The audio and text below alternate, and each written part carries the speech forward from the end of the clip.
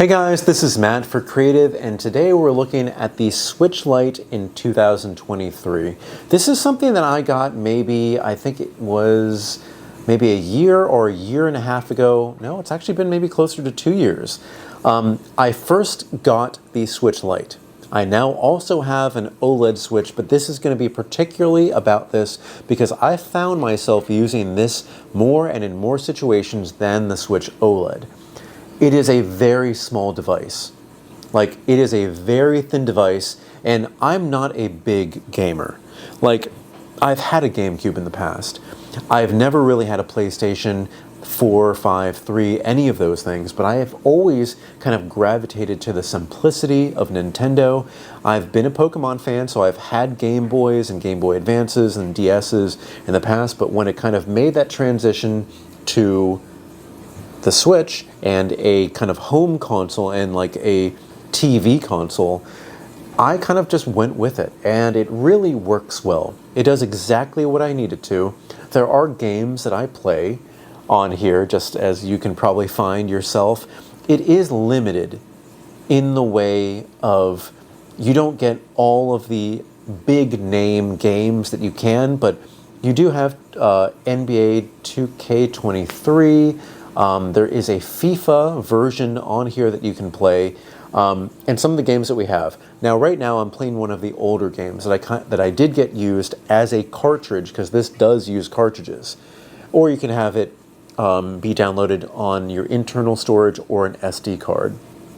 So I'm currently playing Pokemon Sword. That's what's inserted here. It's a fun game. It's the first Pokemon game, or second Pokemon game, made for the Switch, and it works out really, really well. By the way, I do have this dimmed so that it's kind of giving the same color here and not blowing this out or making me too dark here. Another game I've been playing, and this is actually what I have downloaded, this is Burnout Paradise. It's a good, fun little racing game, but I literally remember I did own a PlayStation 3 for about 2 months when I was in college. I returned it and I was like, this is just not for me. I didn't want the financial commitment. I forget how much it was, $500, and just, it was okay, but it's not something that I've ever wanted to. I never really want to sit and play video games for hours on end, unless maybe it is raining outside and I just want to sit, have TV on and have this too. But I just remember that from, was it 2007 or something like that? Mario and Rabbids, Sparks of Hope, Star Wars, Lego. Like, you can see a lot of these games are simple games. They're simple little fun games. There's the YouTube app. I never use it on here because on my phone it's going to be miles better than this. But it's perfect. For me, it's perfect. If you know anything about this, you cannot dock this with a TV. So you cannot play this on the big TV because you cannot remove these little side panels. You can't remove them and use them as motion control sensors or use them separately from this. And this also doesn't have a kickstand. So I do have a case that I use. It's not sponsored, but it's something that I found that's really thin. I think on Amazon. This one's G-Story. And it's a little clamshell case that protects it, because there is one thing you have to know. If you transport this, if you're traveling with this, you're going to be messing up these little joysticks here, because it'll be sitting on it in your bag, be touching the screen. This one has little carve outs for this, and it just sits really, really nicely like this. It doesn't add that much here. If you really want to take it out and use it by itself, you can. Also, if you wanted, this has, like, you can use this as like a leaner or like a little stand for it, and kind of like maybe lean your arms here and just kind of play and not really have to support the screen, but just kind of, you know, like play with the device here. I found that this is really, really good. The screen, of course, is not as good as the OLED. You can't, like, you can dim the screen, like we'll do this here. We can dim the screen, hold this here, or we can brighten this. You can see it kind of blows out here, but you cannot make it warm or cold. And that kind of hurts if you are playing this right before bed. You can't eliminate a lot of the blue light, which is said to kind of help if you just have like a lot of warm light. Can't do that on here. You can make it dark. It doesn't have an ambient light sensor either, so it's either it's bright or it's not bright. You can't really have like a control, but that's basically all I need. I don't need anything more than that. Now, let's see if you can actually see the screen. This is a 720p screen. It is not great at the very least, but it's functional. Again, right now I'm playing Pokemon Sword. You can see the game is just running. This is not a game where you need it to be running at a high frame rate. This is just a fun thing to have. Like tomorrow, I'm about to go on a trip. So on the train, I'm going to be using this and just kind of playing casually. This is a game that I never actually, I completed Pokemon Scarlet, Pokemon Brilliant Diamond. I completed those before this. Oh yeah, didn't Brilliant Diamond come out before this? No, it came out after this. There's the remake. It's just fun. It's like you don't need a lot of horsepower for this, but it's going to be the one thing where in the future, I would say maybe hold off. Maybe if you find this used, get it. But I wouldn't say get this new because I think this system, the Switch Lite, the Switch OLED is kind of like it's reaching the end of its life cycle.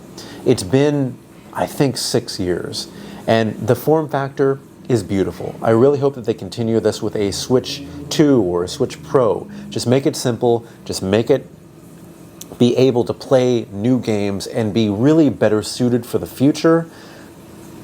But you can see there's things like the Steam Deck. There's things that are similar to the Steam Deck that I don't know the names of, but they are powerful things. For sure, they're heavier, the battery is not that great, but the form factor is now it is now everywhere. It's dated, but it is completely useful in terms of it's not just a black slab like your phone, but you do get controls which make a whole world of difference using real controls and fake controls. For racing, for playing like action games like Doom, for just playing random things on here, it really does make a difference.